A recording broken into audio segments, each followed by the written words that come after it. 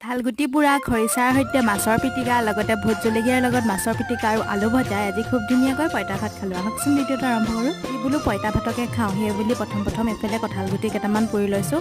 তাৰপিছতে এইফালে সৰু সৰুকৈ আলু কাটি লৈছোঁ। অলপ আলু ভাজিম, কাৰণ পঁইতা ভাতৰ লগত আলু ভজা খাবলৈ খুব ভাল লাগে নহয়নে। ৰাতিপুৱাৰ আকৌ জালখনতে কেইটামান মাছো লাগিছিলে, মাছকেইটা পুৰি পেলাই এতিয়া পিটিকা বনাম বুলি ভাবিছোঁ। গোল নেমু ভোট জলকীয়াৰ সৈতে এটা মাছৰ পিটিকা বনাম আৰু খৰিচাৰ সৈতে এটা মাছৰ পিটিকা বনাম। আকৌ অকণমান খৰিচা এক্সট্ৰাকৈ লৈ তাতে নিমখ আৰু পিঁয়াজ জলকীয়া দি পেলাই মিক্স কৰি লৈছোঁ। পঁইতা ভাত বাৰু আপোনালোকৰ প্ৰিয়নে বুলি আজি নুসুধোঁ, কাৰণ পঁইতা ভাত খাই বেয়া পোৱা মানুহ কোনো নাই নহয়নে বাৰু। ময়ো খাই খুব বেছি ভাল পাওঁ। এতিয়া মোৰ এইফালে সকলো বনাই মেলি পঁইতা ভাত খাবলৈ হৈয়ে গ'ল।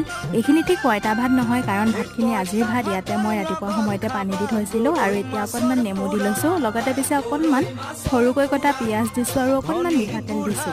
মই কিন্তু পঁইতা ভাত খাই খুব ভাল পাওঁ আকৌ দেই।